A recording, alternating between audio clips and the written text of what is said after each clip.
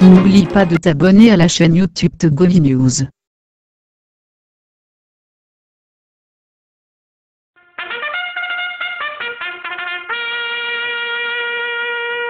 7h, 8h15, Irrigator et les rédactions sont à l'antenne pour le show du matin.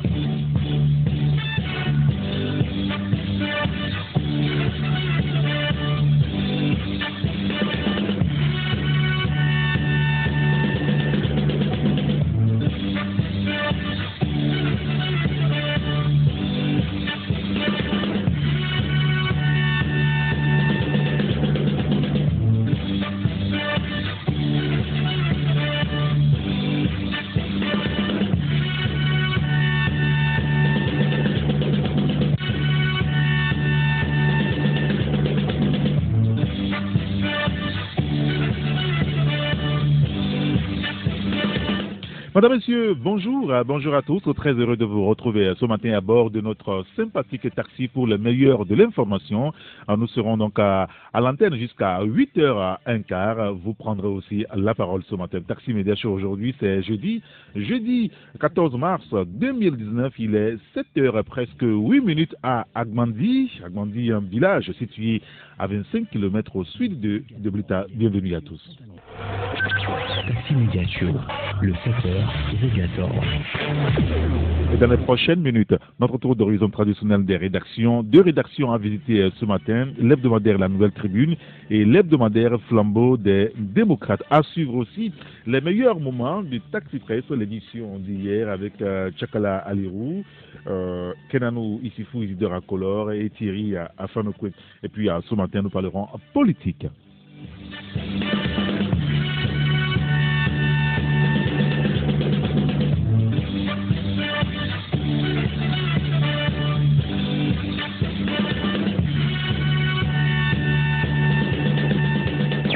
Média Show, Irrigator.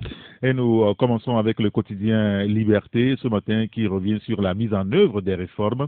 Le régime RPT Unir et son champion rattrapés par leur mauvaise foi. L'article est découvert donc dans le quotidien Liberté, c'est à la page 3. Tractation pour le retour de François Bocco au pays, présidentiel de 2020 en vue, écrit le journal. Le confrère qui parle également de l'enseignement avec le dilatoire et les promesses non tenues. L'entêtement du gouvernement ouvre la voie à de nouvelles grèves. L'article est à lire donc dans le quotidien Liberté. L'autre quotidien aussi dans lequel c'est Togo Matin. Togo Matin qui parle aussi de la candidature unique en 2020. L'opposition togolaise pourra-t-elle relever son défi de tous les temps? Se demande donc le journal. Éducation, la CZ réclame le respect des engagements pris par le gouvernement. L'article est à découvrir dans le journal Togo Matin et puis l'éditorial. Regret tardif et sûrement stérile de la coalition. Vous achetez le journal Togo Matin, vous avez le détail à la première page. La suite, c'est la page numéro 3. Et notre première rédaction ce matin au téléphone, c'est celle du journal La Nouvelle Tribune. Nous avons le patron avec nous, c'est Elom Atisobé. Elom, bonjour. Bonjour Eric et bonjour à tous les passagers du plus beau taxi du matin. Et ce matin, vous vous intéressez d'abord à un sujet de société, la dépravation des mœurs. Du sexe à l'école, écrivez-vous ce matin, des élèves partenaires sexuels protégés par un établissement scolaire, des écolières surprises dans une villa en tenue d'Ève aux heures de cours. Que se passe-t-il là, l'homme? Bah, vous savez, un peu que comme ça se passe dans plusieurs écoles, bien évidemment, sauf que c'est un secret de polichinelle. Et nous, dans nos investigations, nous sommes tombés sur une école où il se passe des choses encore plus graves. Et tenez-vous bien, c'est une école de renom qui se situe quelque part dans la préfecture d'Aguanivé.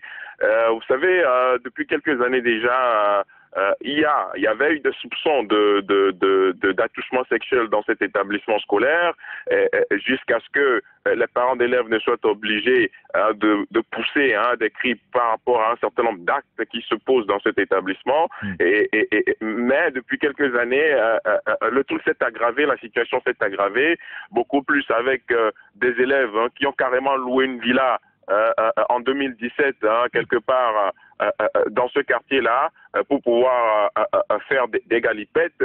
Et donc cette année, bien évidemment, notamment l'année dernière, ou cette année scolaire, j'allais dire, il y a également eu hein, des situations du genre où des élèves ont été surprises, sur signalement d'une directrice d'école qui était quelque part dans la zone, au fondateur de cet établissement scolaire, comme quoi il y a ces élèves qui, tous les jours, ou bien presque chaque semaine, organisent des parties de pique-nique ou organisent quand même des parties de plaisir dans une villa contiguë à une école dont la directrice est quand même la première responsable. Et donc, c'est comme ça que le fondateur de l'établissement scolaire s'était transporté sur les lieux pour vérifier cette information et il était tombé sur ces élèves justement qu'il dit, puisque nous l'avons rencontré, avoir ramené à l'école pour pouvoir les punir, sauf que elles avaient fui. Et donc voilà la situation. Et donc à la question de savoir si ces élèves justement sont toujours dans son établissement, il a répondu par l'affirmative parce qu'il ne voudrait pas quand même gâcher leur scolarité, sans quand même mesures disciplinaires. Ce que nous avons trouvé curieux, et il y a cela 4 ans, justement, Eric, le fondateur était impliqué de cet établissement, était impliqué dans un scandale sexuel qui a quand même été traité par la justice. Et donc, nous avons parlé de ce sujet, bien évidemment. Et donc, c'est quand même beaucoup de choses qui se passent dans cet établissement scolaire par rapport à des scandales sexuels. Et nous avons relevé tout cela. Nous avons relevé également ou à donner la part de vérité du fondateur dans ces différentes affaires et où on l'a soupçonné de transformer son bureau en un mot que je n'aimerais pas donner en direct. Et donc, voilà un peu la situation dans cet établissement où qui ne dispose même plus de comité des parents d'élèves depuis 2 ans, parce que le fondateur est quand même tout puissant et qui dit en conseil, je cite, c'est mon établissement, c'est mon école, j'en fais ce que je veux, fin de citation. Donc voilà un peu la situation. Eric, c'est quand même alarmant et nous relevons cela dans notre parution de ce matin pour permettre aux parents d'élèves de découvrir exactement ce qui se passe dans cette école. Et dans l'article, on pourra peut-être avoir une idée sur l'école dont il s'agit. Donc, on convie donc nos auditeurs et vos lecteurs à acheter le journal La Nouvelle Tribune ce matin. Le fondateur est au centre de la polémique, vous le disiez, et des révélations troublantes donc à lire dans La Nouvelle Tribune ce matin par rapport donc à ce sujet. Société encore avec l'environnement, des actes inciviques, place aux sanctions désormais, et l'homme. Oui, Eric, c'est dans le domaine de l'assainissement, de la protection de l'environnement, où le président de la délégation spéciale de la préfecture du Golfe a organisé une conférence de presse hier pour notifier, bien évidemment, les sanctions qui désormais vont peser sur ceux qui font preuve d'incivisme et au niveau de la préfecture du Golfe, au niveau de Lomé, beaucoup plus. Et donc, nous avons publié cette information-là en faisant cas des différentes sanctions par rapport ou des différentes amendes à verser à l'État par rapport à des actes inciviques. Donc, je vais juste convier maintenant nos lecteurs à pouvoir s'acheter le journal parce que maintenant, si vous versez de l'eau sur la voie publique, si vous élevez des porcs en pleine ville ou des moutons dans votre maison en pleine ville, si par exemple vous venez ramasser du sable sur la voie publique, si vous rejetez des eaux industrielles sans traitement également sur la voie publique ou vous déféquez en plein air, les amendes varient entre 5 000 et 1 million. Et donc, nous convions nos lecteurs à pouvoir s'acheter le journal pour pouvoir découvrir véritablement ce qui se passe, ce qui va se passer en cas de preuves ou en cas d'actes posés qui sont quand même inciviques. Oui, bien sûr. Et puis, Canal Plus Togo choisit AGR pour recycler les anciens décodeurs. Oui, vous savez que depuis quelques années déjà, Canal Plus a choisi de recycler ses anciens décodeurs, et sauf que le partenariat avec AGR, la société African Global Recycling, la société qui devrait être chargée de recycler ces décodeurs n'était pas encore nouée. Donc hier, ça s'est concrétisé et la société AGR va quand même ramasser tous ces décodeurs et quand même les recycler, les décodeurs, les télécommandes, les recycler, et parce que Canal Plus dit qu'elle est plutôt une société éco-responsable et ne voudrait pas laisser ces objets traîner dans la nature. Donc nous avons quand même mis quelques lignes dans notre parution ce matin dans le cadre de la protection de l'environnement. Très bien. Tout ce sujet à découvrir dans votre journal La Nouvelle Tribune, dans les kiosques ce jeudi matin. Merci beaucoup, Elom Atisogwe. Merci Eric et très bonne journée à tous les passagers du plus beau taxi du matin. Bonne journée à vous également. Merci beaucoup.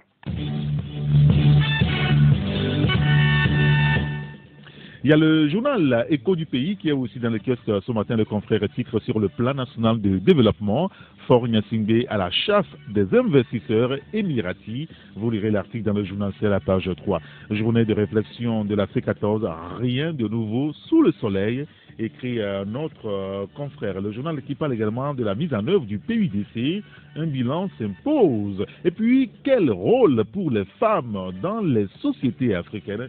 Une interrogation à lire dans l'hebdomadaire Écho du pays. Et notre deuxième rédaction en ce matin, c'est celle de l'hebdomadaire Flambeau des démocrates. Et nous accueillons le patron de la rédaction, c'est Magloire. Teko Magloire, bonjour. Oui, bonjour Eric, bonjour à tous. Merci d'être avec nous ce matin, ça fait plaisir de vous retrouver. En tout cas, dans votre éditorial ce jour, vous parlez de changer le jeu. Changer quel type de jeu? À quoi faites-vous allusion, Magloire? Oui, changer le jeu parce que c'est un constat qui est fait depuis des années. Le radicalisme reste pratiquement le seul moyen de nuisance populiste de l'opposition togolaise. Aujourd'hui, au point de récolter les fruits amers de cette stratégie politique, voyez-vous. Et aujourd'hui, on a compris que cette opposition a pris conscience de la situation et a décidé de se restructurer. C'est ce qu'on peut retenir du conclave qui a eu lieu ces derniers jours. Et nous disons que s'il faut se restructurer, ça voudra dire qu'il faut changer de jeu, il faut changer de stratégie, de tactique et même de schéma. Et là, on semble, parce que quand on voit les conclusions du conclave, on se rend compte qu'on n'est pas trop loin de prendre les mêmes choses. Et avec les mêmes résultats à l'appui, parce que on se rend compte que l'opposition voulant forcément utiliser la même méthode qu'hier, choisir un candidat idéal, le leader né, peut-être, et c'est ça qui fausse le jeu. Nous disons que l'opposition ne peut pas rester indéfiniment une machine à perdre. Et il faudra donc changer le jeu parce que sur les 14 partis, si seulement 9 ont accepté de participer au conclave, ça voudra dire que les 5 autres ont leur mot à dire. Il faut maintenant les aborder, leur expliquer l'enjeu et essayer de les convaincre à revenir parce qu'il faut l'énergie, la participation de tout le monde. Et nous disons, pour finir, que à défaut des hommes politiques qui jusque-là ont échoué, le peuple peut donc prendre toutes ses responsabilités et décider de changer le jeu. Et c'est pour cela que nous quitterons notre éditorial aujourd'hui, changer le jeu. Très bien. Écoutez, l'éditorial à lire donc à la page 3 de votre journal. Vous parlez également des élections locales, Magloire Teko, en ordre de marche, on va dire en ordre de bataille quand même.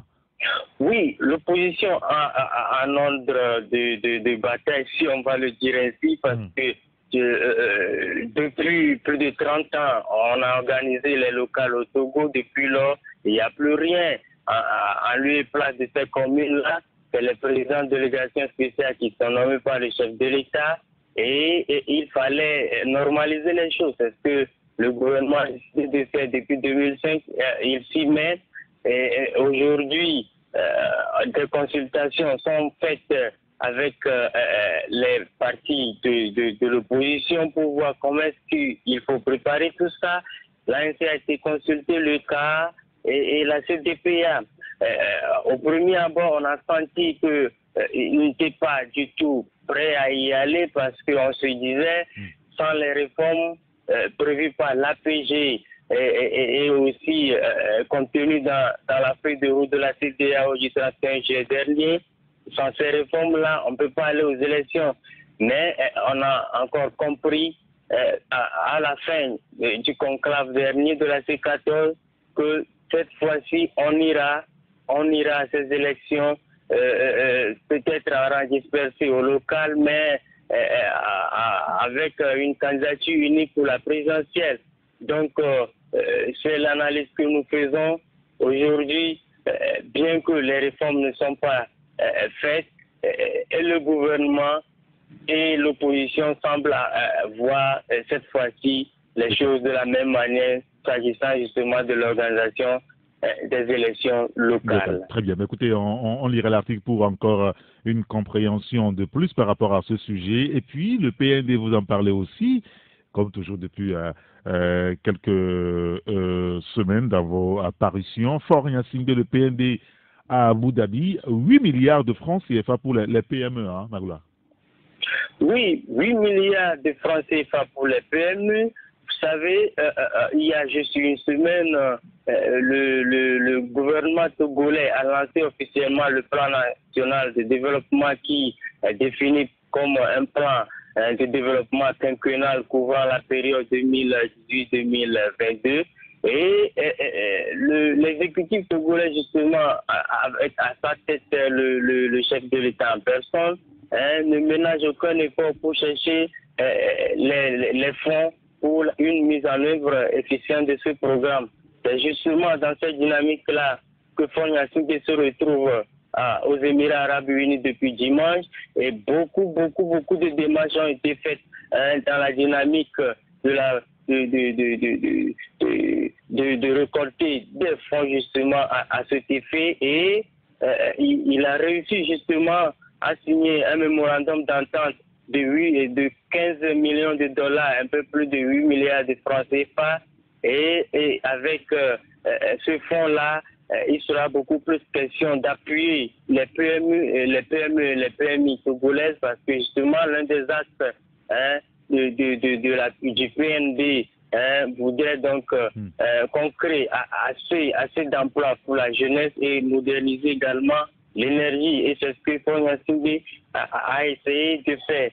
Et par la même occasion, il a réussi, n'est-ce pas, à avoir un financement du fonds d'Abi pour le développement, et qui, à travers le groupe Amea Power, spécialisé dans la construction et l'exploitation des infrastructures énergétiques, projette dans les mois à venir la construction d'une centrale solaire de 30 MW qui devrait donc permettre d'alimenter à peu près 700 000 ménages et entreprises au Togo.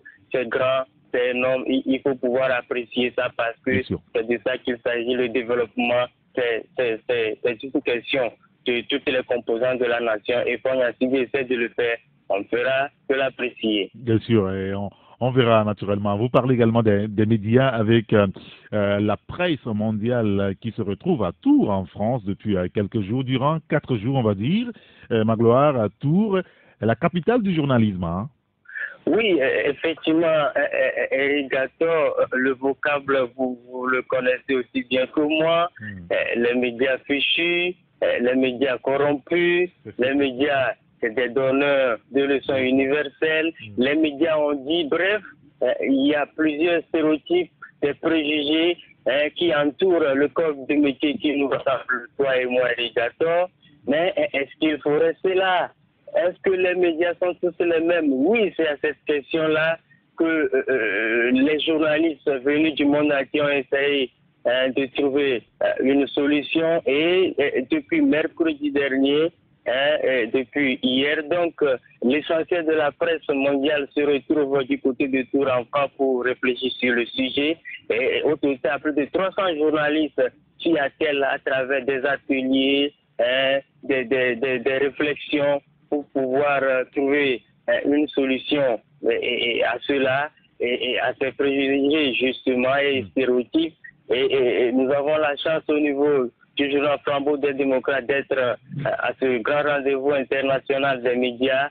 Et nous sommes représentés là-bas en France par notre directeur de publication qui, jusqu'à la fin des assises le samedi prochain, aura à apporter sa pierre à l'édification à travers, n'est-ce pas, une intervention qui permettra, n'est-ce pas, d'apporter la pierre de la presse togolaise à l'édification, n'est-ce pas, d'une presse universelle beaucoup plus responsable. D'accord, très bien. Écoutez, on lira tous ces sujets dans votre journal Flambeau des démocrates. Merci beaucoup, Magloire Teko Kenvi.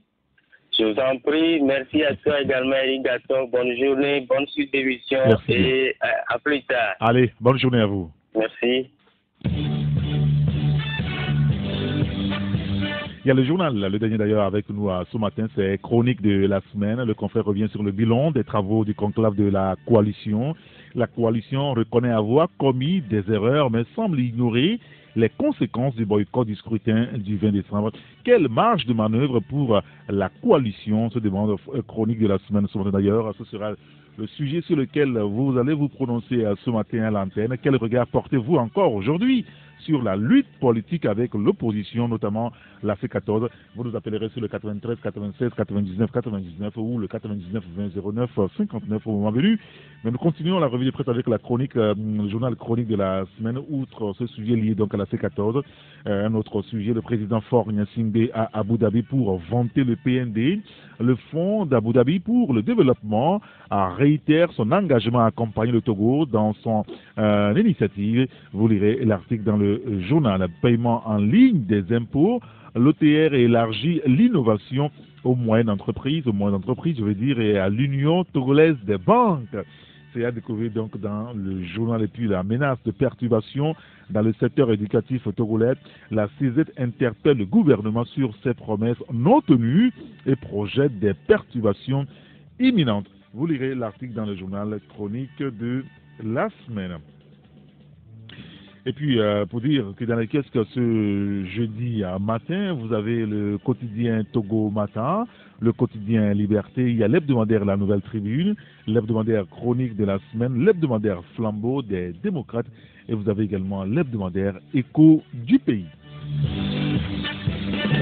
Il est 7h30 sur Radio Taxi FM. Vous prendrez la parole dans une dizaine de minutes. Vous allez porter votre regard aujourd'hui sur donc la lutte politique que mène la coalition des 14 partis de l'opposition, cette coalition qui est mercredi, enfin je veux dire mardi dernier, était devant la presse. Vous faites quand même le bilan des 18 mois de lutte politique.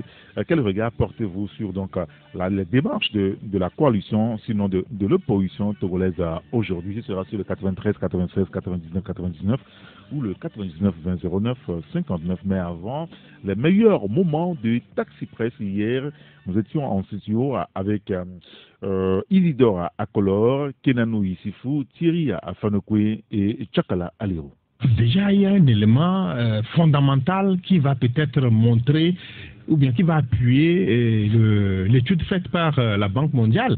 Il faut seulement aller au niveau de certaines principales banques de la place à chaque fin de mois.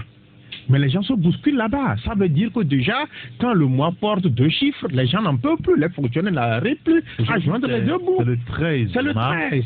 Mais il n'y a plus rien presque dans les comptes. Il n'y a plus rien dans la chose. Et les gens sont en train de scruter au niveau des banques. Est-ce que les virements ont été faits? Est-ce que ça n'a pas été fait? C'est comme ça. Et puis vous les voyez. Quand on apprend, quand le fonctionnaire togolais apprend que le virement a été fait, je mets au défi qui me dira que non, certains arrivent à résister, à laisser aux frais leur salaire pendant 24 heures. Les Togolais, ils sont 42% seulement épargnés pour le vieux jour et allez savoir qui de ces Togolais. C'est probablement la plupart de ceux qui travaillent donc dans la fonction publique ou en réalité, on impute directement pour les assurances et pour donc les allocations des frais qui sont comptés. Sinon, en privé, je pense que ce pourcentage ne serait même pas de l'ordre de 2%. Les économistes nous le diront. Je pense que le Togolais moyen aujourd'hui qui a sa propre entreprise, vous irez sur son compte, il n'a même pas, disons, un minimum de 500 000 en réserve, ou c'est un compte bloqué, où il se dit dans 10 ans, il pourra en faire quelque chose. Et ça, c'est une situation très alarmante et que les gens ne voient pas. Cette étude de la Banque mondiale, je crois que caricature bien nos réalités. Les deux confrères l'ont si bien dit, et cela relance le débat de la redistribution de nos ressources, de nos richesses. Je crois que le chef de l'État est revenu sur la question quand il lançait encore le PND il y a quelques jours. Il en a encore parlé. Il faudrait qu'on puisse l'encourager pour qu'on puisse aller vers cette redistribution-là. Parce que ce qui se passe aujourd'hui avec les maigres salaires que nos fonctionnaires ont, ça ne les suffit même pas pour qu'on puisse parler d'épargne. Vous rendez compte que le fonctionnaire togolais ne peut pas se réaliser s'il ne contracte pas des prêts. Ils sont seulement 11,8% à épargner auprès d'institutions financières. Ça veut dire que le taux de bancarisation est assez faible au Togo. Une bonne partie de ces 11%, soit 23,1%, à faire confiance aux proches plutôt qu'aux banques. 10% des comptes en banque n'ont pas connu de mouvement tant pour les dépôts que les retraits. On n'épargne pas pour ces vieux jours. On épargne pour faire face à des besoins ou à faire des investissements. Si tant est que nos caisses de sécurité ou nos caisses de retraite fonctionnent bien, mais personne n'épargne pour ces vieux jours. On épargne pour faire des réalisations. Parce que l'épargne, c'est après avoir honoré ses besoins primaires, se nourrir, se lotir, se vêtir, se soigner, et c'est le reste qu'on met pour entreprendre quelque chose. C'est ça. On peut estimer qu'on est actif aujourd'hui, on épargne, demain quand on est plus actif, on peut rouler là-dessus. Oui, c'est parce que les caisses de retraite ne fonctionnent pas bien. C'est pourquoi les gens mettent de l'argent de côté pour leurs vieux jours. La confiance en nos institutions, nous ne l'avons pas. Parce que nos institutions ne nous encouragent pas en réalité à avoir confiance en elles. Parce que depuis des années, il y a eu une campagne autour de la bancarisation au Togo. On dit le taux de bancarisation est faible. On a démontré par A plus B qu'il doit avoir C à côté pour qu'on puisse aller à la banque pour épargner. Mais bien sûr. Personne n'y va. Mais bien sûr. En plus, il y a le problème de pouvoir d'achat qui vont peut-être communiquer dans les heures, dans les jours à venir, que chaque jour que Dieu fait, il y a un nombre de nos concitoyens qui résilient leur contrat avec les banques. Mais bien sûr. Tous les jours. Non, mais bien sûr. Allez au niveau des microfinances aujourd'hui pour voir combien sommes-nous à solder en réalité les prêts que nous avons. Parce que le pouvoir d'achat, vous ne l'avez pas. Et puis en plus, les prix des denrées augmentent tous les jours, mais il n'y a pas un mécanisme de régulation pour pouvoir dire non, cette période, ce n'est pas propice, parce qu'en réalité, quand les prix augmentent sur le marché, il faut quand même relever le pouvoir d'achat des Togolais. La dernière augmentation... Il y a une arnaque qu'il faut relever au niveau de ces microfinances. On vous dit de déposer un montant, on vous donne le triple de montant. Oui. Or, alors qu'en réalité... Non, mais on vous calcule le taux sur votre dépôt. Ouais. Je ne sais pas si vous comprenez. Vous avez 50 000 francs. Vous prenez 150 000 francs et l'intérêt est compté sur 150 000 francs. Non. Ça, c'est de l'arnaque. On a pris le taxi à Lomé à 50 francs pour allier peut-être Kégué au grand marché. Maintenant, ça est à combien? Les inscriptions, les collages, moi, quand dans les années 78, quand on était encore au cours primaire, peut-être c'est à 500 francs, peut-être à moins que ça. Mais il fallait voir, il fallait souffrir au sang avant de régler ça. Et aujourd'hui, les collages, dans certaines écoles primaires de la place, dans certaines écoles privées, il faut aller à 100 voire 200 000 francs. Et vous voulez qu'on fasse des enfants? L'enfant coûte cher aujourd'hui. Bon, aujourd'hui, si on avait donné les moyens aux gens de pouvoir produire et subvenir à leurs besoins, ce problème n'allait pas se poser. Ce problème n'allait pas se poser. Aujourd'hui, si vous prenez la Chine, mais ils ne sont plus à cette politique d'un enfant. Non. Parce qu'ils ont constaté. Oui, ils ont évolué. Il ne faut pas que les gens les Blancs nous inculquent. Le Japon l'a fait aujourd'hui, on est obligé d'utiliser des robots pour travailler. Il n'y a que des vieux au Japon. Allez-y, vous suivez les informations. La population japonaise aujourd'hui est tellement vieille. Ce que je voudrais dire, c'est pas pour contredire mon ami. Oui, ce qu'il dit aussi est aussi vrai, mais c'est que l'État n'a pas su donner les moyens à la population de subvenir à ses besoins. En même temps, on ne va pas dire à nos concitoyens aujourd'hui que dans la situation dans laquelle on se trouve aujourd'hui, de faire 5 enfants, 6 enfants, 10 enfants. Non, mais il appartient. Nous n'avons pas de leçon à donner à ces grands leaders, qu'ils soient de la C14 ou bien d'autres structures. Ils savent que, mais ils ont en face d'eux un pouvoir qui est prêt à utiliser tout. Mais qui sont-ils tout le temps? Et puis, on dit que 50 ans, ça suffit. Oui, c'est vrai. Moi, je dirais aussi que plus de 30 ans avec les mêmes opposants, ça suffit aussi. Ça suffit aussi. Ouais. Ils sont atteints d'usure. Ils n'ont plus les bons réflexes. Qu'ils libèrent le plancher et permettre à d'autres. Au sein de toutes ces formations de l'opposition-là, il y a quand même des jeunes. Mais à aucun moment, vous ne verrez ces jeunes-là émerger. Mais en même temps, on ne le décrète pas. Non, ne le décrète pas, mais il faut ombrage à ces jeunes-là. Mais ils sont comme ces puissants gourous par qui tout doit passer. 50 ans, ça suffit. 50 ans, oui, plus de 30 ans avec les mêmes opposants pour des résultats qu'on ne verra même pas à un microscope. Là, ça suffit aussi. Tous les jeunes aujourd'hui qui savent qu'ils ont une certaine fibre patriotique, tous les jeunes qui savent qu'ils ont du jus dans les manèges et qui peuvent proposer des choses, tous les jeunes qui savent que dans leur communauté, les sages reconnaissent, vous savez, leur maturité, prennent leur destin en main et qu'ils puissent déjà commencer, qu'ils s'engagent en politique et qu'ils aillent au local, qu'ils battent campagne. Ils n'ont pas besoin de grands choses. Oui, mais on peut aller au local sans être un politique. Mais c'est ce que je dis. C'est pour ça que j'exhorte tous les jeunes. D'engagement politique. Non, mais du tout. C'est pour ça que j'exhorte tous les jeunes. Politique, c'est un acte politique. Oui, mais bien sûr.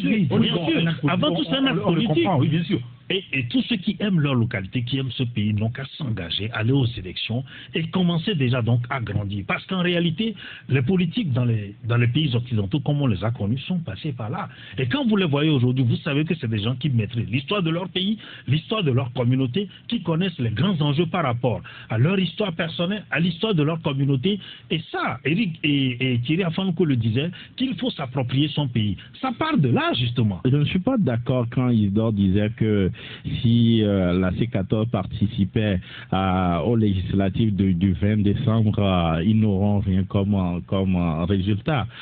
Moi, je crois plutôt que la C14 aura plus de voix ou plus de sièges qu'en 2007 ou encore en 2013 récemment, parce que le terrain était chauffé avec le mouvement du 19 août. Le terrain était favorable, beaucoup plus favorable à la C14. C'est pour cela d'ailleurs que le pouvoir fait le forcing pour aller à ces élections sans la C14. Donc la C14 n'a pas compris le jeu et elle s'est laissée berner, parce que du moment où vous avez obtenu la parité au niveau de la CENI, ça voudrait dire que vous êtes au cœur de l'organisation de cette élection. Si jamais il y a problème, vous pouvez les remonter et au niveau de la CEDEAO, et au fur et à mesure qu'on avançait, on pouvait corriger le tir. Malheureusement, ils n'ont pas saisi cette opportunité-là et voilà, les conséquences sont là. Alors, le cas algérien est atypique. Ce n'est pas un cas comme nous le vivons au Togo, parce que la lutte n'est pas incarnée par quel parti politique que ce soit. Même on parlait de 12 juin, et c'était avec le CSC auquel j'appartenais.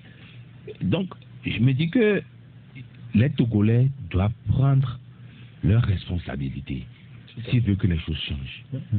Ce n'est pas à un parti politique ni à un mouvement citoyen de faire cette lutte-là. Et ce qui est de particulier au niveau de l'Algérie, c'est que vous avez vu le comportement de l'armée. L'armée n'a pas tiré sur des enfants de 12 ans. L'armée ni sur personne. Donc, il y a une complicité qui ne dit pas son nom au niveau de l'armée, même si on disait que cette armée cherche à reconquérir le pouvoir et à laisser les choses faire, à gagner du temps pour que le mouvement s'essouffle. Mais aujourd'hui... Ils ont toujours réussi d'ailleurs en faisant comme ça. Oui, mais aujourd'hui, la différence, c'est que c'est toute la population algérienne qui est vent debout contre Bouteflika. Et voilà, c'est les meilleurs moments de Taxi Presse hier avec Isidore Akolor, Kenanou Issifou, Thierry Afanouko et Tchakala Aliro.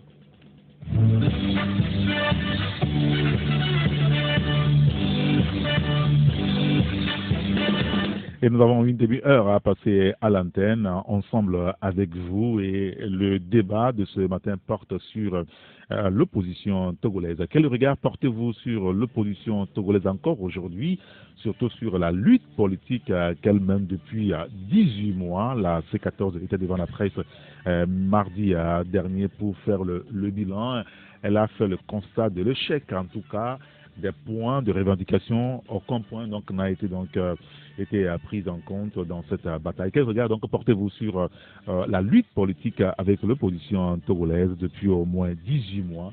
Vous nous appelez sur le 93 96 99 99 ou le 99 20 09 59. Nous sommes sur Radio Taxi FM Lomé à l'heure de Taxi Média Show. L'antenne est à vous maintenant.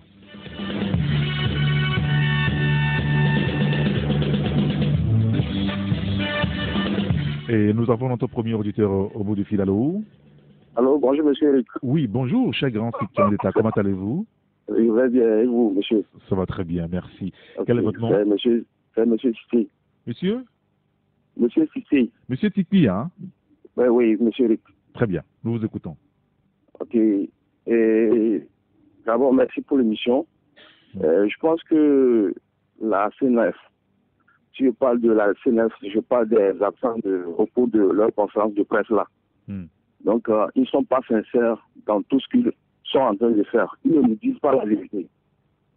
Parce que comment on peut comprendre qu'aujourd'hui, il y a quelqu'un qui est sur le terrain, qui sensibilise, qui mobilise beaucoup de personnes pour qu'on puisse aboutir à une lutte que nous avons entamée depuis le 19 août. Au moment où eux, ils sont entassés dans leur corps, pardon, et qui cherchent, c'est-à-dire qui visent que leurs intérêts. Ce n'est pas bien. Aujourd'hui, ce que nous avons besoin, ce n'est pas les intérêts personnels, c'est l'intérêt du peuple qui est en jeu aujourd'hui. Comment on peut comprendre aujourd'hui que nous avons commencé depuis bientôt 30 ans comme ça de lutte? On n'arrive pas à avoir, c'est-à-dire on n'arrive pas à chasser ce pouvoir-là. Monsieur Tipi Akidama a été clair. Il faut une mobilisation au niveau de toutes les préfectures. Aujourd'hui, vous allez comprendre qu'il y a Sokodi qui est déjà debout, il y a Mango qui est debout, il y a Pankpalimé, plus quelques villes aujourd'hui qui sont debout. Et aujourd'hui, vous allez voir maintenant que les villes comme Tabliko, les villes comme Atakmame et autres là, qui tournent encore. Et après, on va nous dire aujourd'hui que bon, c'est que Anéon a subi beaucoup de pression, il y a eu beaucoup à Sokodi, à Bafiro. Dans quelle ville aujourd'hui vous n'allez pas voir arrêter les morts? Donc, notre lutte, bien sûr, comme l'a dit M. Apévon, on a besoin, ça dit qu'il faut une union pour aboutir à cette lutte. Mais je suis sincère et je pèse bien mes mots. Monsieur Jean-Pierre Fabre doit se ressaisir. Il doit chasser faire. Monsieur est-ce qu'il s'agit d'une personne dans cette lutte ou il s'agit d'un collectif en réalité? S'il y a échec, il faut indexer une seule entité aujourd'hui, sincèrement. Oui, si je l'indexe aujourd'hui, monsieur Eric, excusez-moi, parce qu'au moment où le problème de la CENI qui était arrivé, monsieur Jean-Pierre Fabre a été gourmand. Parce qu'il se disait que c'est lui le chef de file de l'opposition. Si aujourd'hui je l'indexe directement, c'est lui le chef de file de l'opposition. C'est lui qui doit faire c'est-à-dire qui doit user tout son poids pour que cette lutte-là aboutisse. Sincèrement, monsieur Eric, il faut qu'on se dise la vérité. Ils ne nous disent pas la vérité. Ils doivent faire beaucoup, chasser leur intérêt personnel. Il ne faut pas qu'on dise aujourd'hui que bon, il y a une personne qui gagne une foule derrière lui. Bon, aussitôt qu'on va chasser ce régime-là, donc c'est cette personne. Non, c'est l'intérêt du peuple. D'accord, très bien. La diaspora, monsieur Eric, pardon, pour finir. Oui. La diaspora a fait beaucoup d'efforts. La diaspora a mis les moyens pour que cette lutte-là aboutisse. Donc, on doit, coûte que coûte, aboutir cette lutte-là. Il ne faut pas à chaque fois, nos petits frères, nos mamans sortent en même temps, on les tabasse et autres, et après tout, on revient comme ça. Bien. Monsieur Dipi, merci de nous avoir appelés. On a compris le fond de votre pensée. Passez une excellente journée. Alors, quel regard portez-vous aussi sur la lutte politique avec l'opposition togolaise, notamment la C14 depuis 18 mois? Appelez-nous sur le 93 96 99 99 ou le 99 20 09 59. Allô? Oui, alors bonjour, monsieur. Bonjour, cher ami, comment allez-vous? Ah, bien, monsieur Abdoulaye Darbon. Abdoulaye, nous vous écoutons. Ok. Monsieur Eric, oui. Un adage dit que quelqu'un ne peut jamais sortir, ne peut jamais rentrer dans ta maison sans passer par la personne de ta maison. Cela veut dire que tout ce qui se passe au niveau de la C14, ça veut dire qu'il y a des gens traîtres qui sont là seulement pour leur intérêt, pas pour le peuple. Sinon, depuis plus de 30 ans, comme le disent les autres, sinon, normalement, le pouvoir du se lâcher, même depuis le 19 août, il devait se lâcher. Alors, il y a comme un air de déception en vous écoutant, Abdoulaye, comme tu dis tout à l'heure. Pour vous, c'est clair et net que le problème, c'est la C14 elle-même, c'est ça? Oui, effectivement, c'est la C14 même. Parce qu'il y a des gens qui n'acceptent pas que... Mais en même temps, quand on parle d'une lutte, est-ce qu'il s'agit d'une entité ou il s'agit du peuple, en réalité? Normalement, la C14 n'a pas laissé le peuple a confié la C14. Normalement, la lutte, la C14 est devant nous. C'est eux-mêmes qui donnent l'ordre pour que le peuple sorte. C'est pourquoi le peuple les a confié leur destin. Mais lorsqu'il s'agit de cela, essayez de voir qu'est-ce qui ne va pas, qu'est-ce qui n'a pas marché, tout ça là. Et sinon, là où vous êtes, lorsque vous êtes grand parmi nous, on n'a qu'à dire que c'est elle qui connaît. Confiez-lui tout pour qu'il puisse mener la lutte. Mais là, dans la C14, ils ne veulent pas accepter que celui-ci là, c'est lui qui puisse nous guider pour qu'on puisse arriver au bon port. Parce que tout le monde veut dire que si c'est lui, ça n'a qu'à rester, c'est tout. C'est tout le problème de la C14. Très bien. Merci beaucoup, Abdoulaye. Merci de nous avoir contactés. On a bien compris votre pensée. Passez une excellente journée. On va donner la parole à d'autres concitoyens également qui ont envie de se prononcer sur la lutte que mène la coalition, disons, l'opposition depuis 18 mois, un peu plus de 18 mois maintenant, sur le 99 20 09 59 ou le 93 96 99 99. Allô? Oui, bonjour, ma chère amie Gasson. Bonjour, Doné. Nous vous écoutons, Doné. Ok, la restructuration de la C14, c'est une bonne chose, mais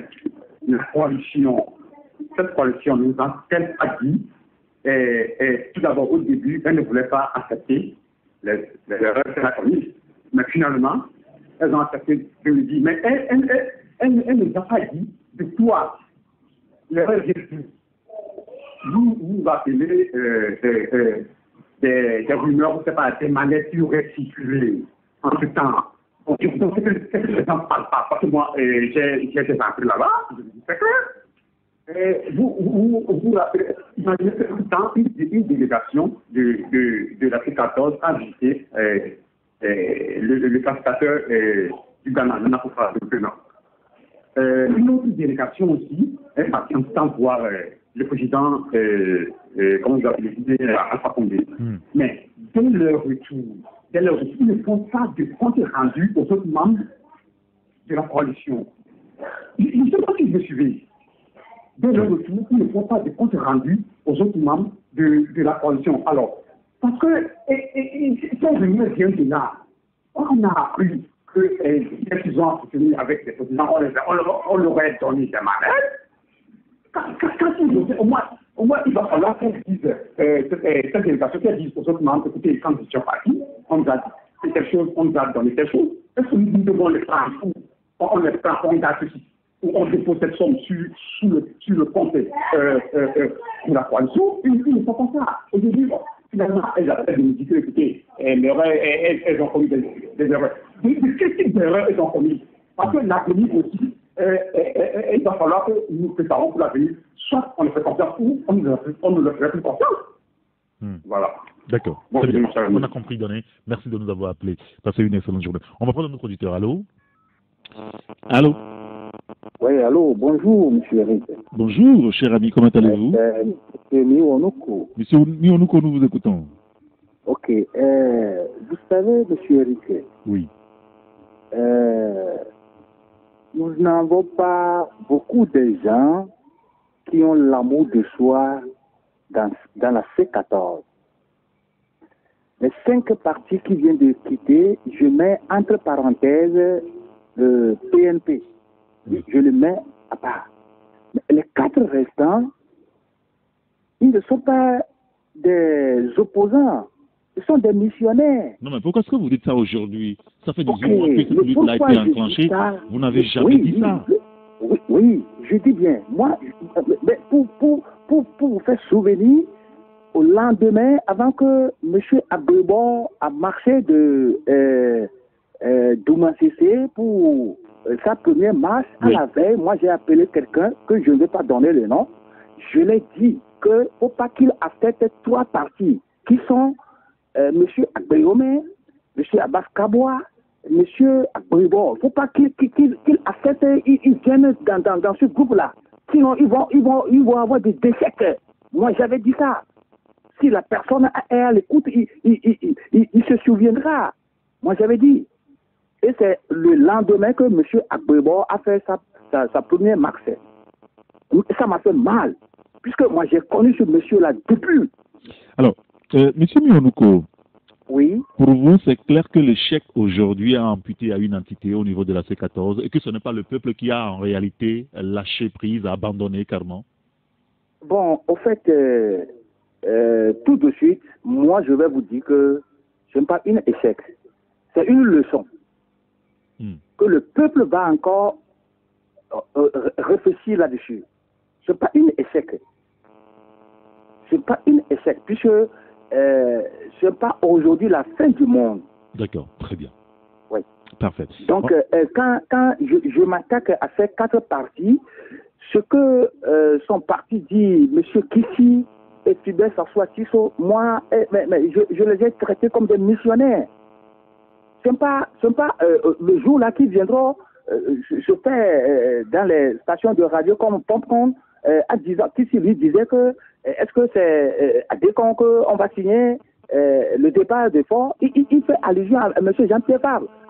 Alors qu'en ce moment, lui aussi était dans la foule.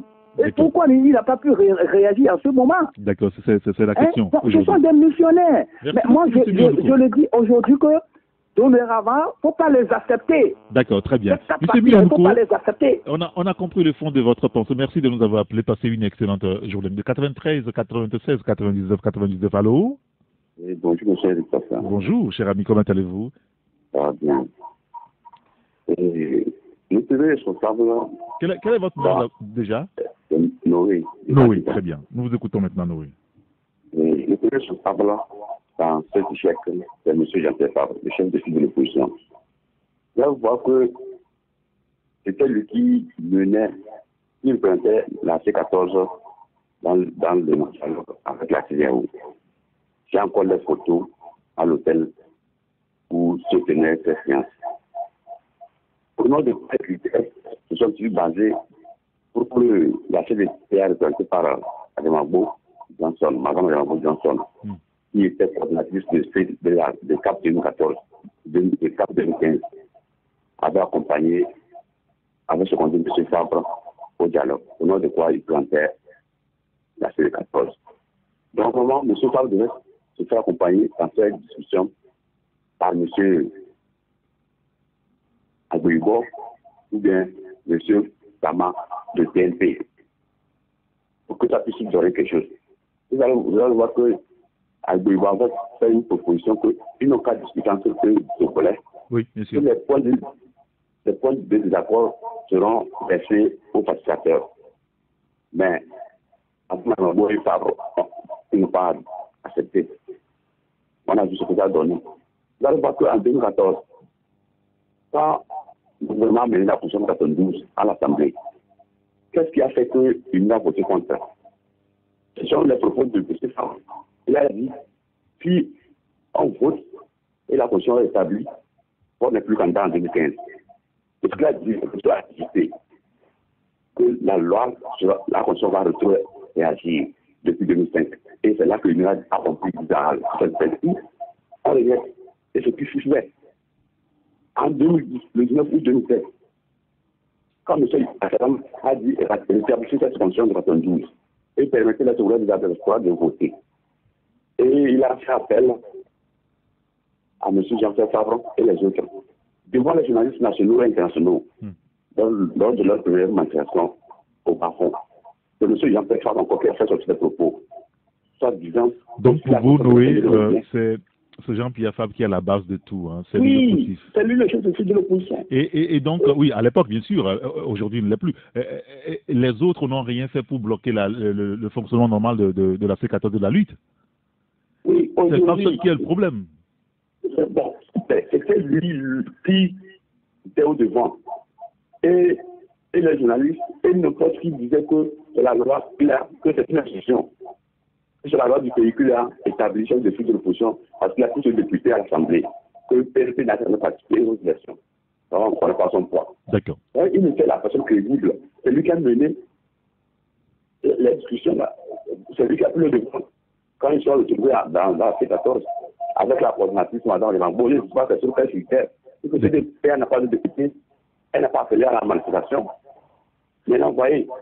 Et maintenant, en train de proposer en disant que la Constitution 90 revient, et avec la conséquence qui en découle, il a mis l'adversaire en face, le pouvoir, dans une situation avertie. Et si on ramène ça, donc, on va quitter avant la fin de son mandat. Alors, aujourd'hui, ils n'ont pas réussi à avoir cela. Noé, on a compris, hein, on a compris le fond de votre pensée. Merci de nous avoir appelés. On va laisser la parole au... C'est comme mon frère a dit hier là. Oui. Que 30 ans, ça suffit, avec les mêmes leaders, ils ne donnent pas un bon résultat, ça c'est vrai. Donc, ils n'ont qu'à revoir. Dans ANCIA, Francis Pedro qui avait dit que les matchs ne doivent pas s'arrêter tant que le pouvoir n'a pas acté. Merci beaucoup, Noé. Merci. Il est 8h sur la radio. On va devoir vous laisser partir. Il est 8h chez nous. Il est 8h presque 4 minutes sur Radio Taxi FM Le Mai. Vous avez la parole. Nous retournons donc au standard. Quel regard portez-vous encore aujourd'hui sur la lutte politique avec la C14 ou plus globalement l'opposition togolaise? Vous nous appelez sur le 93 96 99 99 ou le 99 20 09 59. Notre sixième auditeur ce matin au téléphone. Allô? Allô? Oui, bonjour. Bonjour, monsieur Eric. Comment allez-vous? Je vais bien. Parfait. Nous vous écoutons. Quel est votre nom? Je m'appelle Alexandre. Alexandre, nous vous écoutons maintenant. Ouais. J'appelle Dada. Très bien, allez-y. Ok. Moi, mon regard sur l'opposition, dans un premier temps, je vais leur dire non. Ils ont failli depuis qu'ils ont laissé la manifestation à pouvoir aller rencontrer le régime. C'est-à-dire c'est la seule carte de l'opposition de pouvoir utiliser pour faire bloc à ce régime. Mais bizarrement, ils ont laissé ça. Mais on ne sait pas pourquoi, mais bon. Nous sommes sur un terrain politique. Ils ont leurs raisons à pouvoir nous convaincre. Mais pour moi, c'est une grave erreur. Ce jour, moi j'ai dit que c'est fini. Parce que si c'est qu'ils ont continué jusqu'à un point, aujourd'hui, nous n'en serons pas ici. Donc, l'échec que nous avons aujourd'hui, ce n'est pas à coller à qui que ce soit que c'est lui ou c'est l'autre. Non, c'est un échec pour tous les Togolais. Si nous avons compris comme ça, il n'y a pas le débat. Mais si on vient, on dit que c'est tel, c'est celui, bon, non, ce n'est pas la raison. D'accord. Quand il y a l'échec au peuple togolais, alors là, tout le monde sera satisfait. Pour faire, je ne sais pas, cette polémique de dire que l'autre n'a pas bien fait, si on a marché sur l'idée de celui-là, ça va marcher, c'est faux. C'est nous tous qui avons échoué. Le chèque donc, laissons cette polémique là de côté et avançons. D'accord. Moi, je trouve que c'est mieux. Merci beaucoup, Alexandre. Bon. Merci de nous avoir appelés. On va prendre notre auditeur. Allô? Bonjour, c'est Eric Gaton. Bonjour, Kanide, comment allez-vous? Ça va bien. Très bien, nous vous écoutons. Et vous savez, M. Eric, oui. La lutte vers la démocratie est une lutte inlassable. Bien sûr. Donc, si quelqu'un est fatigué, il n'a qu'à se mettre hors jeu. Et puis, nous, qui ne sommes pas fatigués, on continue. Il faut que ça soit clair. Aujourd'hui, tout le monde est en train de disqualifier la C14, soit disant que la C14 a eu l'échec, sans parler de l'échec de la CEDEAO. Vous voyez combien de fois le Togolais est trop intelligent pour aller à cette alternance démocratique-là. Et ce qui est encore ahurissant, on est parti d'un groupe de 14, au moment du bilan, les gens ont fait déflexion. Et puis, ils sont en train de jeter des discrédits sur les autres qui ont pu avoir ce courage de faire ce bilan au peuple. Vous voyez? Donc, bon, une fois que vous avez engagé quelque chose, que ce soit une lutte ou bien une autre action, au finish, il faut faire un bilan et puis voir comment adopter les perspectives d'avenir, bien prendre certaines dispositions pour ne plus tomber dans le même piège. Il ne faut pas qu'au finish, certains se désolidarisent et puis se dédouanent. Ce qui fausse notre lutte, il faut que ça intéresse les Togolais et surtout la société civile. Une fois qu'on met les partis politiques au devant de cette lutte vers l'alternance-là, on doit toujours aller du siècle en échec. C'est ça. Parce que les partis politiques, ils sont là, ils se font de coups bas. Si vous avez pris cette lutte à partir du 19 août 2017, qui a eu l'émergence de la C14, vous allez voir que ce sont des partis politiques qui se font de coups bas. Et des gens vont tenter même à récupérer le mouvement pour en faire une popularité au sein de leur parti politique. Alors que ce n'est pas l'objectif fixé par le peuple. Donc, aujourd'hui, les 9 qui ont eu le courage de faire le bilan, il faut qu'on prenne des dispositions et puis voir comment on peut s'organiser pour relancer la lutte. Et moi, je jette des fleurs à ces 9 partis politiques-là qui ont eu ce courage-là et qui ne se sont pas dédouanés de ce que nous tous nous avons fait ensemble. D'accord. Merci et bonne journée. Merci beaucoup, Kaindek. Merci de nous avoir appelés. Il y a un auditeur qui nous envoie un message. Et vous pouvez aussi nous envoyer des messages sur notre numéro à WhatsApp, le 90 111 49 62, ou par SMS sur le même numéro, le 90 71 49 62, ou nous appelez carrément sur le 93 96 99 99 ou le 99 20 09 59. Un auditeur qui nous dit, au niveau de la C14, il faut que les 14 partis endossent donc la responsabilité de l'échec parce qu'ils étaient ensemble dans la rue. Alors si les 4 sortent aujourd'hui et ils vont sur les antennes pour parler du groupe, où étaient-ils donc? Moi, j'appelle l'équipe dirigeante de la C14 de chercher à ramener les autres dans le rang pour réfléchir à la lutte. Allô? Allô, bonjour Eric. Bonjour, Monsieur Koulani, comment allez-vous? Je me porte bien, mon frère. Très bien, nous vous écoutons. Oui, ce que vous venez de lire comme message, la personne a tellement raison. Il faut que la coordinatrice passe sur les antennes pour demander pardon au peuple togolais au nom de la C14. Et puis les alliés. Oui, non, c'est normal, monsieur. Il ne faut pas qu'on se trompe. Et puis aujourd'hui, ce n'est pas l'heure que ceux qui sont restés au niveau de la C14 de passer sur les antennes. Ce n'est plus l'heure de la communication sur les antennes. Non, non, non. C'est les négociations parmi eux. Pour convaincre les autres partis qui n'étaient même pas dedans. Oui, parce qu'à la fin, au début de l'année, ils ont parlé de mouvement citoyen, où nous tous nous attendons. Vous comprenez? Aujourd'hui, ce n'est pas l'affaire d'une personne. Même les gens qui sont au niveau de UNI ont besoin de cette alternance. Et quand on écoute même le chef de l'État, on constate qu'il est plus par les étaux. Mais aujourd'hui, c'est le problème togolais, c'est le problème du système, comment on nous gouverne. Ce n'est pas un problème de parti politique qui va prendre le pouvoir. Non, non, non, non. Comment est-ce qu'on nous gouverne? Même si quelqu'un prenait le pouvoir aujourd'hui, comme le dit souvent Dimoré, l'administration n'importe où au niveau de l'armée, la corruption, la mauvaise gestion. Vous comprenez? Aujourd'hui, tout ce que le peuple togolais veut, il faut rendre compte. La transparence de nos biens. Donc, ce n'est plus la peine que ceux qui sont restés, les 9 personnes là, pas sur les antennes, nous avons envoyé une lettre à ceux-là. Non, ça fait frustrer. Allez-y dans le couloir. N'écoutez pas la population. Vous êtes des leaders. Un leader n'écoute pas la population. Il est devant la population, monsieur. Même des fois, quand on prend des décisions qui vont énerver cette population, mais demain, ils diront que vous avez raison. La preuve que, quand moi j'étais avec MTD, je demandais aux gens d'aller se faire recenser. Ils m'ont pas écouté. Aujourd'hui, le est là. Je ne veux pas suivre cette population. Les gens m'ont appuyé sur les antennes. M. Koulani est qui? MTD est qui? Aujourd'hui, le résultat est là. Si le résultat est là, je suis fier de moi. Je n'ai pas besoin qu'une population ou des individus disent à M. Koulani, on te jette les fleurs. Que je sois fier de moi-même. Il faut s'évaluer soi. C'est tout. Aujourd'hui, ce n'est plus la peine qu'on parle de la C14 sur les antennes et ils disent que nous avons envoyé des lettres au cas, et nous avons envoyé à MCD. Non, marcher, allez-y, convaincre les gens de venir. C'est une cause nationale. C'est une cause nationale. Il faut que tout le monde le sache. Que ce soit même les journalistes. Des fois, hier, je disais sur votre antenne ici, quand on parlait des journalistes, vous avez vu ce qui s'est passé en Algérie? C'est une cause commune. Aujourd'hui, on n'a pas encore la démocratie. Nous cherchons la démocratie.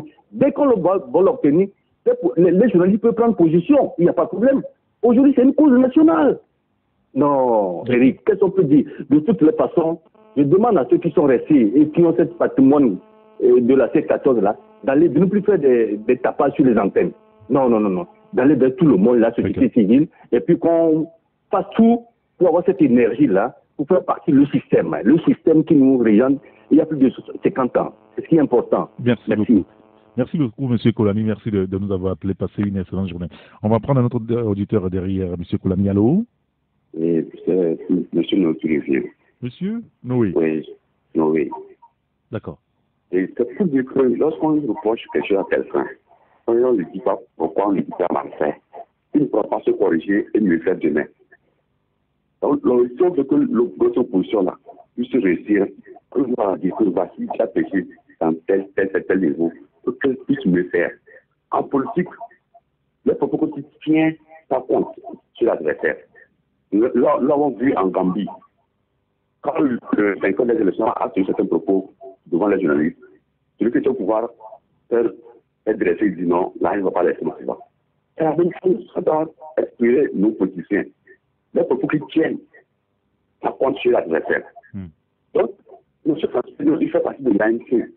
Il a dit sur l'UFM, nous n'avons pas arrêté les marches. La seule condition pour les arrêter, que le pouvoir acte le outil de la Constitution 72 à l'Assemblée et les marches s'arrêtent. C'était une bonne idée.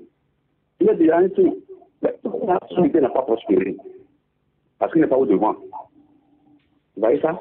D'accord. Mandela, notre Mandela, il est sorti de la prison. Nous avons vu le travail clair fait pour l'Afrique du Sud. Mais il a fait un seul mandat et là, il l'empêchait de continuer. Là, il a dit non, je laisse la place. Mais est-ce qu'il va faire la chirurgie, il a laissé. Mais ici, il nous constate les échecs. En 2012, la personne est sortie à Décon. Ils ont vu comment ça s'est terminé. Il n'a donné aucune réponse. Maintenant, vous voyez, c'est l'LDR qui devait convertir ça en quelque chose de possible pour la population. Alors, si on dit que nous tous les Togolais sommes coupables, en quoi nous sommes coupables? Ceux qui sont en prison là, c'est de leur faute. Ceux qui sont blessés, Monsieur Noé, ils sont utilisés la salle, c'est de leur faute. Monsieur Noé. La personne là, en quoi elle va vous partager le sort, l'échec? D'accord. Monsieur Noé, on a compris votre pensée. On va laisser la place à un autre auditeur, puisque vous êtes déjà intervenu, vous avez déjà pris suffisamment de temps. On a compris le fond de votre pensée. Merci de nous avoir appelés. Il y a un auteur qui nous dit, pour moi, il n'y a pas eu d'échec de la C14, mais celui de l'arbitre CEDEAO qui a plié bagage. Au début, la CEDEAO a présenté sa feuille de route aux journalistes. Avons-nous eu le bilan de cette feuille de route de la part de cette CEDEAO? S'interroge donc l'auditeur. Il y a un autre qui nous dit, l'opposition togolaise a en face un adversaire plus fort. Alors, quand l'adversaire donne un peu, au lieu de prendre, on refuse. Pourquoi refuse-t-on? On a les moyens de débarquer ce régime en même temps. Faux. Nous dit donc John qui nous envoie ce message. Puis il y a un autre auditeur qui nous dit la solution, c'est de laisser les partis politiques et aller avec les sociétés civiles. Un dernier message d'un auditeur qui nous dit ceux qui veulent faire cavalier seuls pensent qu'ils peuvent à eux seuls mener ce combat. Ils se trompent. Notre opposition a l'obligation d'évaluer ou d'évoluer ensemble. S'ils pensent le contraire, il s'égare vraiment, nous dit donc l'auditeur. Et on va s'arrêter là pour aujourd'hui. Merci à vous tous qui avez donc participé au débat. Messieurs Kolani, Kanidek, Alexandre, Noé, Niwonuko, Doné, Abdoulaye et Tikpi qui a été le premier à nous appeler ce matin. Merci à Jack Prospect qui a assuré la coordination technique. Juste après nous, vous retrouverez Emmanuel Afanyangwe pour la suite de la matinale. Appelez-moi... il y a Diane plutôt, Diane Agodo pour la suite donc de la matinale. Appelez-moi Saint-Irrigaton et à bientôt, au revoir. Merci d'avoir regardé la vidéo, abonne-toi et partage la vidéo sur les réseaux sociaux, Facebook et WhatsApp.